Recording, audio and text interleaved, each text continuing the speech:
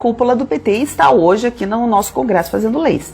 Vamos lá, além da Érica Cocai, foi citado também Gilberto Carvalho, o ex-ministro das Relações Exteriores, o Celso Amorim, ok?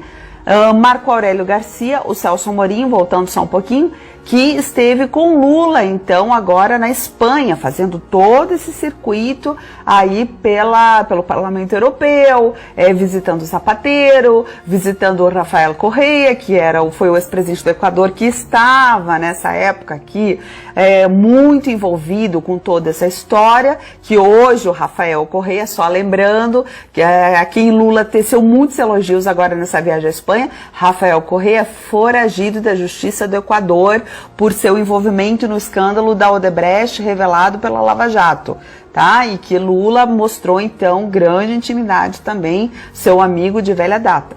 Quando Lula foi preso, além de todos os outros personagens aí que nós já falamos nas lives, que se manifestaram então pela questão, se revoltaram, que Lula foi preso injustamente e coisa e tal, depois de tudo que a Lava Jato revelou e ele foi preso, então as Farc emitiu uma carta ao Lula e também na qual ela se dirige ao STF. Essa carta está publicada no site do PT hoje, tá? Inclusive eu já fiz print, já salvei, porque caso alguém queira apagar essa carta das Farc defendendo o Lula, e venha dizer qualquer outra coisa, não é verdade, essa carta nunca existiu, tá lá, não sei, vocês podem ir lá no site do PT ou procurar aí as Farc PT que já aparece. Era as Farc de origem, um grupo terrorista da esquerda, que se transformou num partido político, teve a ousadia de enviar uma carta se dirigindo à nossa Suprema Corte, uma carta que foi prestigiada pelo PT, porque foi publicada, está lá no site do PT até hoje.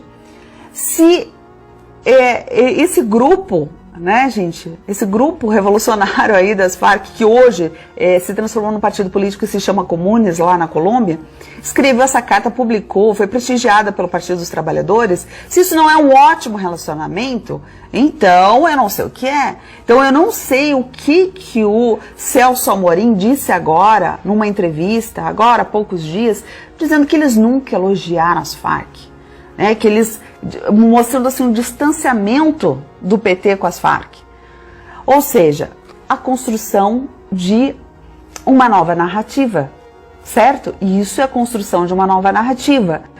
E essa nova narrativa, ela está muito ligada com a construção do que eles estão fazendo pelo mundo afora. Como é que Lula foi mostrado lá na Europa? Como um bom velhinho, não é?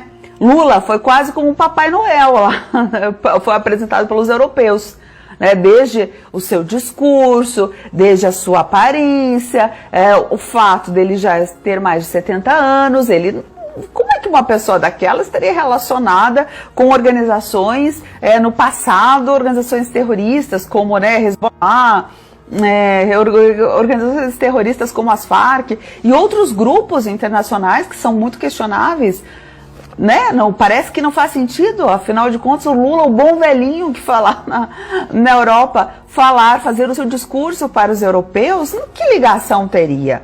Então isso é o que? Isso é uma nova narrativa, isso é uma reconstrução de imagem, essa tentativa de dizer que o PT nunca teve nada com as Farc, sendo que tem um bom relacionamento, sempre teve, isso é uma tentativa de fazer o que? Uma nova imagem, uma nova narrativa para as próximas eleições. Para que você, eleitor, para que você que está aí do outro lado da tela, comece a ter na sua mente, construir uma nova imagem de alguém que foi o quê? Injustiçado, de alguém que foi preso injustamente. Veja bem, a questão do Lula, gente, não é que ele foi inocentado, tá, pela justiça, o que o STF fez, que o tornou elegível novamente, recuperou seus direitos políticos, na verdade ainda não é essa a questão. O Lula continua sendo o responsável pelo que a Lava Jato revelou. A circulação internacional da esquerda que veio à tona com este caso atual do Leopoldo de Carvajal, mostra um trânsito intenso de dinheiro desde a época da Lava Jato e agora... Uai, seu app de vídeos curtos.